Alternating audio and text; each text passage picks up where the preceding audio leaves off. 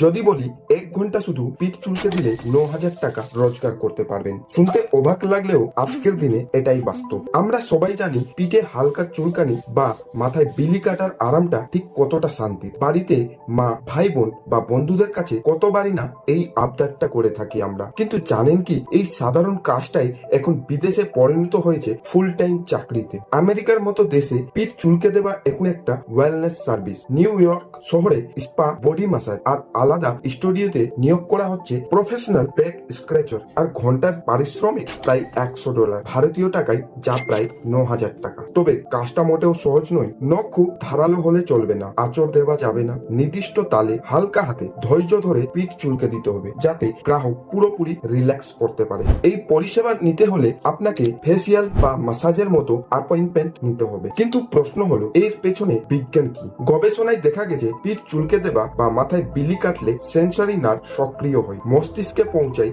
আরামের সিগন্যাল, নিঃসৃত হয় এন্ডোরফিন আর সেরোটোনিন, ফলে মেজাজ ভালো থাকে, স্ট্রেস কমে, ঘুমও হয় গভীর। তাহলে বলুন দেখি, এই পিঠ চুলকে দেওয়ার চাকরিটা কি আপনি করতে চাইবেন? কমেন্টে জানাবেন আপনার মতামত।